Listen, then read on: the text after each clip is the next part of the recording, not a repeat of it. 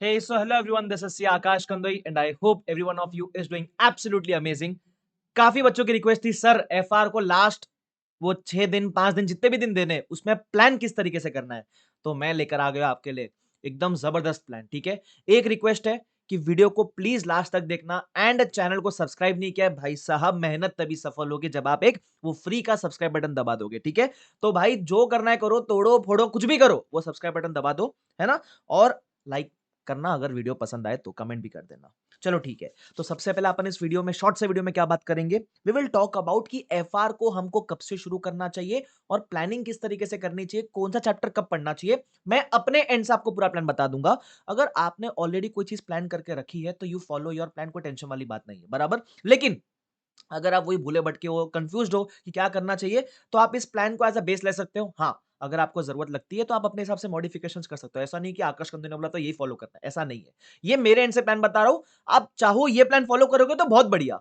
Already कुछ mind में है, पहले चालू कर चुके हो, कोई टेंशन नहीं। जो है सही है, आपको लगता है वो आप फॉलो कर सकते हो। ठीक है, चलो। तो है ना, अच्छा ये जो पीडीएफ है ये मैं अपने टेलीग्राम चैनल पर डाल दूंगा, लिंक इन डिस्क्रिप्शन बॉक्स में डाल दूंगा उसका, ताकि आप डाउनलोड कर सको। तो लिखने की जरूरत नहीं है, सिर्फ समझते हुए चलो, फटाफट से सुनते हुए चलो, ज्यादा टाइम लूंगा नहीं आपका। सबसे पहले एफआर को कब शुरू करना चाहिए, आपको या तो उसको 8th इवनिंग को या फिर 9th मॉर्निंग को, ये दोनों में से कोई एक दिन आपको शुरू कर देना चाहिए, बराबर। 8th इवनिंग या 9th मॉर्निंग को। अगर आप रात को पढ़ने वाले प्राणी हो, जैसे मैं रात को पढ़ता था, तो अब आपको 8th इवनिंग को 8 लेट नाइट को शुरू कर देना चाहिए, मतलब रात को 12 1 बजे के आसपास या 10 बजे के आसपास, डिनर के बाद, पोस्ट डिनर। लेकिन अगर आप जल्दी उठने वाले पर्सन हो, सुबह 5 6 बजे उठते हो तो फिर आपको कब शुरू कर देना चाहिए, तो फिर आपको 9th के मॉर्निंग को शुरू कर देना चाहिए। अब ये मत बोलना सर ना ही मैं लेट सोता ना ही मैं जल्दी उठता हूं, ऐसा नहीं है भाई। अब एग्जाम है ना, तो थोड़ा सीरियस हो जाएंगे आप। चलो, उसके बाद आप अपने को प्लानिंग किस तरीके से करनी है। तो जैसे आप अभी शुरू करोगे, तो आपको पता है मैं 2 दिन मैराथन लेने वाला हूं। मेरा 2 डे मैराथन कब कब रहने वाला है, सबसे पहले मेरा मैराथन रहने वाला 9th ऑफ मे को 4 बजे से लेकर 6 7 घंटा, और 10th ऑफ मे को 4 बजे से लेकर 6 7 घंटा। तो मैं उस मैराथन को बेस लेकर आपको प्लान बताने वाला हूं। ठीक है, तो सबसे पहले आपको करना क्या है, आप जब शुरू कर रहे हो तो मैराथन को अभी समय है, बराबर। मैराथन 9th को इवनिंग में होने वाला है। तो आप सबसे पहले क्या करना, आप है ना एक बड़ा चैप्टर जो कि है फाइनेंशियल इंस्ट्रूमेंट्स, और एक छोटा चैप्टर शेयर बेस्ड पेमेंट, ये दोनों एग्जाम में कंफर्म आता है, मतलब जो पास्ट ट्रेंड देखे तो हर बार आता है, और मिनिमम 25 से 30 मार्क्स सिक्योर कर देगा। तो आप 8th इवनिंग या 9th मॉर्निंग को जब शुरू करोगे तो ये 2 चैप्टर टैकल कर लो before you sit for my marathon on 9th at 4 PM, बराबर। तो 9th के मैराथन के पहले आप इनको कवर कर लोगे। आप बोलोगे सर तो इनका लेक्चर देखे बिना ही कर ले, देखो कंफर्ट जोन है, कर लो। अगर आपको ऐसा है कि मुझे नहीं नहीं आकाश कंदे का रिवीजन देखने के बाद चैप्टर करना है, तो मैंने इसका कंसेप्ट्स अलोंग विद क्वेश्चंस डाल रखा है, आप वो देख सकते हो। ठीक है, चिंता वाली बात नहीं है। ठीक है, तो अपन ने 9th को मैराथन में बैठने के पहले ये 2 बड़े चैप्टर कवर कर लिए, जहां अपना 30 मार्क्स सिक्योर हो गया, 25 से 30 मार्क्स सिक्योर हो गया अपना। उसके बाद आएगा हमारा मैराथन का टाइम, जहां हम 9th को टिल 4 PM तो हम कर चुके हैं ये चीज। उसके बाद 9th को 4 से लेकर हम जितने भी 6 7 घंटा चलेगा मैराथन, मतलब बीच में आधे घंटे का ब्रेक रखूंगा, और इफेक्टिवली 6 7 घंटा पढ़ाई करेंगे। मतलब ऐसा समझ लो, रात 4 बजे से लेकर शाम को 10 से 12 के बीच तक मैराथन चलेगा। और इस मैराथन में हम क्या करने वाले, सारे इंपॉर्टेंट इंडेस। सर इंडेस मतलब क्या, अरे इंडेक्स मतलब वो बड़े चैप्टर छोड़ के 115 116 financial instrument, CFS, business combination, share based payment, ये प्रैक्टिकल टॉपिक छोड़ के, और 2 बड़े 115 116 छोड़ के सारे इंडेक्स जो होते हैं ना, वो अपन मैक्सिमम इंडेक्स सारे कवर करेंगे 6 से 7 घंटे के मैराथन में। और मैराथन के अंदर अपन कंसेप्ट तो करने ही वाले हैं, प्लस मैं आपको क्वेश्चंस जो भी इंपॉर्टेंट है उसका मार्किंग भी दूंगा, उसका ओवरव्यू बताऊंगा, मतलब क्वेश्चंस का भी रिवीजन करेंगे अपन उसके अंदर। ठीक है, ये आपका 9th का टाइम टेबल हो गया। ठीक है, उसके बाद आप मैराथन देख के मोस्टली थक जाओगे तो सो जाना, लेट नाइट स्टडी करने वाले हो तो आप कंटिन्यू करते हुए चलना। उसके बाद आएगा 10th ऑफ मे।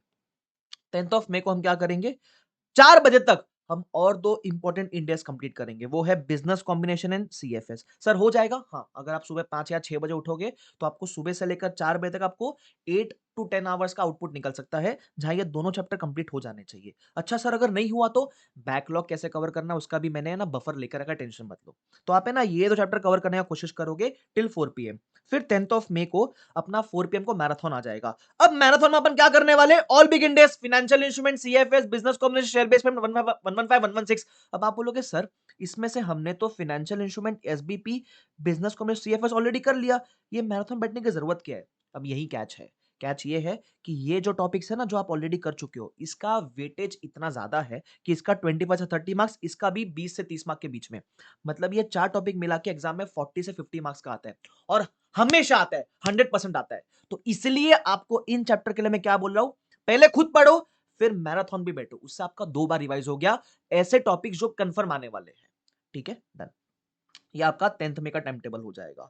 बराबर, फिर अपन सारे बिग इंडेक्स रिवाइज करेंगे, इस बिग इंडेक्स में 115 116 भी रिवाइज करेंगे। ठीक है, उसके बाद 11th और 12th ऑफ मई को टाइम आपका है। इस 11th और 12th ऑफ मई को जो आपने 9th मई को मैराथन कंडक्ट किया था ना, ऑल इंपॉर्टेंट इंडेक्स का कंसेप्ट आपके माइंड में, क्वेश्चन का और आपके माइंड के अंदर है। बराबर, तो 11th और 12th को अपने को टारगेट रखना है कि अपन सारे वो वाले इंडेक्स कंप्लीट कर ले। फिर आता है 13th ऑफ मई, जहां अपन करेंगे 115 116। बराबर सर, इसको 13th ऑफ मई को क्यों रखा है? बिकॉज ये वो टॉपिक है शायद जिसके थोड़े वीक होते हैं, तो अपन ने क्या किया, इसको ऐसे टाइम पे रखा है जिधर जिधर आप पढ़ोगे और एग्जाम तक आपको याद भी रहेगा नेक्स्ट डे तक। बराबर, तो इसलिए थोड़ा लेटेस्ट स्टेज पे रखा है मैंने इसको। ठीक है, अच्छा, आप, मैं वापस से बता रहा हूं, आपको अगर कुछ मॉडिफिकेशन करना आप कर सकते हो। अच्छा, कोई बोलेगा सर मैंने दोनों में से एक तो ऑलरेडी किया ही नहीं है, जिसने कोई टॉपिक छोड़ रखा है उसके लिए भी मैंने बात की आगे। ठीक है, चलो, तो 13th ऑफ मई को आप ये दोनों करोगे। उसके बाद ये आपका 6-7 घंटे में हो जाएगा, मतलब अगर आप मॉर्निंग 6 बजे शुरू करोगे तो आफ्टरनून लंच या इवनिंग 4 बजे तक till 4 PM you will be done with this. 4 बजे के बाद क्या करें? मतलब आपका पूरा एफआर तो एक बार रिवाइज हो गया। आपके पास टाइम कितना बचा है? 13 का हाफ डे बचा है और 14 का टिल एग्जाम का टाइम बचा है। तो 13 के हाफ डे में आपका भी बफर हो गया। आप वहां सेकंड रिवीजन शुरू कर सकते हो। किस-किस का करेंगे second revision? Financial instrument, SBP, CFS, business combination है, मेरा रिकमेंडेशन है। अगर आपको लगता है ये आपके स्ट्रांग इनफ है, तो आप उन इंडेक्स का रिवीजन करना जो आपके लिए इतने थोड़े से वीकर लगते हैं आपको। जैसे आपको लगता है कि मेरे को 36 थोड़ा वीक लगता है, 19 थोड़ा वीक लगता है, वो आप यहाँ रिवाइज कर सकते हो। ठीक है, 14th ऑफ मे को मॉर्निंग में बिफोर एग्जाम भी आप बफर रख सकते हो for revision number 2 of the topics which you feel are important. उसके अलावा मैंने एबीसी वीडियो भी डाल रखा है, एबीसी एनालिसिस, तो एबीसी एनालिसिस में जो ए कैटेगरी है उसको आप रिवाइज कर सकते हो। अच्छा, अब ये टाइम पे आप एक और चीज कर सकते हो। अगर आप उनमें से हो जिनका अब तक पढ़ के नहीं हुआ, जैसे अभी मैंने 2 दिन का टारगेट दिया, आप बोले सर 2 दिन में कंप्लीट नहीं हुआ मेरा, तो ये दिन एज अ बफर यूज करना। तो इसलिए मैंने लिखा है अगर अदर इंडेक्स में कुछ पेंडिंग है तो वो पहले कंप्लीट करना इन 2 दिनों के अंदर, मतलब जो मैंने बफर रखा है फॉर सेकंड रिवीजन। लेकिन कोशिश ये करना कि एटलीस्ट फोर्थ का जो मॉर्निंग का समय है वो आप इन 4 टॉपिक प्लस जो भी इंपॉर्टेंट ए कैटेगरी है उसको आप दे सको तो बेटर रहेगा। तो बेसिकली आपकी कोशिश ये रहनी चाहिए कि 13th ऑफ मई तक आपका पूरा सिलेबस कंप्लीट हो जाए। ठीक है, तो ये मेरे आंसर टाइम टेबल है, बहुत इफेक्टिव है। मैंने इसको हर अटेम्प्ट में दिया हुआ है, मतलब ओवरऑल मैं ऐसे बताता था, बाकी अटेम्प्ट में मैं ऐसे बोलता था, आवर्स देता था मैं हर इंडेक्स के लिए। बट यहाँ मुझे लगता है इस तरीके से करोगे, ऐसे टाइम बेस्ड टारगेट रख के तो हो जाना चाहिए आपका। ठीक है, और वैसे भी अपन ऐसा थोड़ी ना पहली बार जिंदगी में पढ़ने वाले, अभी तो रिवीजन का टाइम है तो हो ही जाना चाहिए। और कुछ कुछ लोग का इससे भी जल्दी हो जाएगा।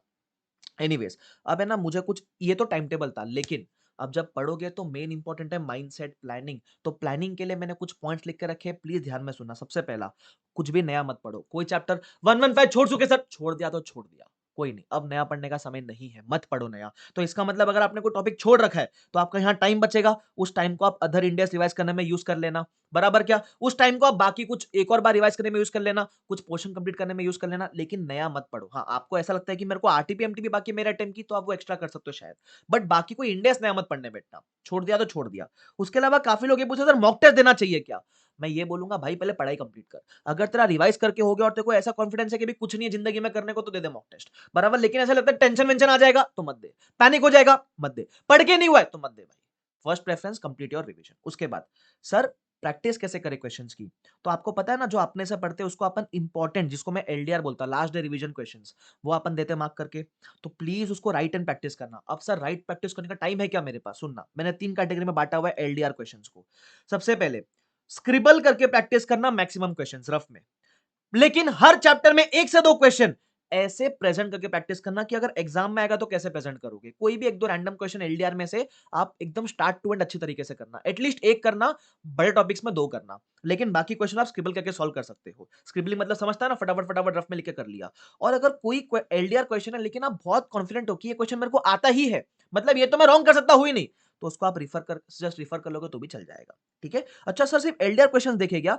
बेवकूफों की तरह पूरा पढ़ने मत बैठ जाना। सपोज एक चैप्टर में 100 क्वेश्चन है, तो 100 के 100 क्वेश्चन मत करने बैठ जाना भाई, एग्जाम टाइम में उतना नहीं कवर हो सकता। तो आपने जो इंपॉर्टेंट मार्क किए रहेंगे या जो मैंने एलडीआर दिए उतने ही करके जाना। बराबर, क्यों सर? बाकी अगर आपके पास टाइम बचता तो रिफर कर लो, लेकिन प्लीज सब मत करने बैठना। देखो, 2 तरह के क्वेश्चन है, एक जो अपन ने क्लास में किया लेकिन एलडीआर नहीं है, टाइम बचता तो उसको रिफर कर लो। बराबर, लेकिन पूरा 1200 क्वेश्चन का डेटा बैंक लेके मत बैठना कि मैं एक एक क्वेश्चन पढ़ते बैठूंगा, बेवकूफी मत करना इधर। ठीक है, चलो। उसके अलावा ध्यान रखना, एफआर के अंदर एक और लोग टाइम कंज्यूम पता है कहां कर जाते हैं? कंसेप्ट्स को वर्ड बाय वर्ड पढ़ने लग जाते हैं। भाई जरूरत नहीं है उस चीज की, कंसेप्ट्स को वर्ड बाय वर्ड पढ़ने का आपको जरूरत नहीं है। ध्यान रखना, आप मेरा मैराथन बैठ रहे हो, अब मैराथन का यूजेज आपको समझाता हूँ। जो कंसेप्ट मैराथन में रिकॉल हुआ, उस कंसेप्ट को वापस रीड करने का जरूरत भी नहीं है। जो कंसेप्ट मैराथन में रिकॉल नहीं हुआ, उस समय मार्क करने का, बाद में उस कंसेप्ट को सिर्फ एक ऊपर से रीड देने का। एफआर में आपको कोई शॉर्ट नोट वगैरह लिखने नहीं बोलने वाला है, बराबर। एफआर के कंसेप्ट इंपॉर्टेंट है ओनली फॉर क्वेश्चंस। तो कंसेप्ट समझ में आ गया ना, बात खत्म, उस पर टाइम खोटी मत करना ज्यादा, बराबर। उसके बाद focus more on revising questions. उसके अलावा जब आप पढ़ रहे हो, अगर कोई इंडेक्स या कोई क्वेश्चन याद ना है, it's okay, it's fine to not be able to recall everything. Panic मत करना, नहीं हो रहा है रिकॉल, एक बार अच्छे से ढंग से कोई लेक्चर देख के कर ले वापस से, फिर भी नहीं आ रहा है, छोड़ दे, कोई टेंशन नहीं, एक आध क्वेश्चन में तेरा कोई जान नहीं जाने वाला है भाई, ठीक है। उसके अलावा अब एग्जाम का माइंडसेट समझा रहा हूँ, सुन समझ के लेना। एग्जाम में माइंडसेट किस तरीके का रहना चाहिए। एग्जाम में हमेशा दो टाइप के क्वेश्चन आते हैं। एक, जो maximum part of the paper रहता है वो होता है इजी एंड मैनेजेबल, मतलब इजी का सेंस आपने पढ़ रखा तो आपको आएगा, बराबर, ठीक है। और है ना, हर पेपर में 2 से 3 क्वेश्चन आउट ऑफ बॉक्स आएंगे। देखो सीए फाइनल का पेपर है, पहले ही बता रहा हूं, है ना, तुमको लड्डू नहीं मिलने वाले पेपर के अंदर। मैक्सिमम पेपर मैनेजेबल रहेगा, लेकिन एक आध 2-3 क्वेश्चन तो रहेगा ना यार। आईसीआई को भी अपनी अपने आप शक्ल दिखाने ना किसी को, है ना, उसको भी घर पे जाके दिखाना ना कि मैंने सीए फाइनल का पेपर सेट किया है। तो 2-3 क्वेश्चन डिफिकल्ट आएगा, बट आपका फोकस उस पे नहीं होना चाहिए जो आपको नहीं आता है। फोकस उस पे रहना चाहिए जो आपको इजी एंड मैनेजेबल है, बराबर। उस पे फोकस करो, उसको मैक्सिमम अटेम्प्ट करो। सर जो आउट ऑफ द बॉक्स उसको छोड़ दे एग्जाम के अंदर, नहीं, प्लीज ध्यान रखना, इसको अटेम्प्ट करना, कुछ ना कुछ लिख देना, ब्लैंक मत छोड़ना, बराबर। इसलिए मैंने लास्ट पॉइंट क्या लिखा है, प्लीज पूरा 100 मार्क का पेपर अटेम्प्ट करना, ओके। ज्यादा टाइम लूंगा नहीं। Best of luck to everyone, जबरदस्त मेहनत करो, और ध्यान रखना, आप सीए बन सकते हो, you have the capability. This is the time जहां अपने को अपना पोटेंशियल अनलीश करना है, बराबर। It's time to make yourself and your family proud, है ना। जबरदस्त मेहनत करो, अपना बेस्ट दो, रिजल्ट ऊपर वाले के हाथ में छोड़ देंगे। लेकिन पढ़ाई ऊपर वाले के हाथ में मत छोड़ना, रिजल्ट उनके हाथ में छोड़ेंगे, मेहनत जबरदस्त करेंगे, जान लाके करेंगे, मतलब डिजर्विंग बनेंगे अपन पास होने के लिए, ठीक है। चलो, तो thank you so much everyone. ये फाइल को मैं टेलीग्राम पे अपलोड कर दूंगा, टेलीग्राम का link will be in the description box, ठीक है। उसके अलावा और भी कुछ आपको लगता है क्वेरीज वगैरह, कमेंट सेक्शन यूज करो, कमेंट कर दो, I will try to reply to your comments अगर कुछ क्वेरी है तो। वीडियो पसंद आ लाइक जरूर करना, please don't forget to subscribe to this channel for more such informative videos and relevant videos, ठीक है। बाकी अपन मैराथन के अंदर मिलते हैं, मैराथन का भी मैं लिंक इस डिस्क्रिप्शन बॉक्स में डाल दूंगा, ठीक है। तो thank you so much everyone for watching this video, bye bye everyone, take care and a very very very best of luck to everyone. Please keep working hard, फोड़ देंगे भाई इस बार, ठीक है। चलो bye bye everyone, take care.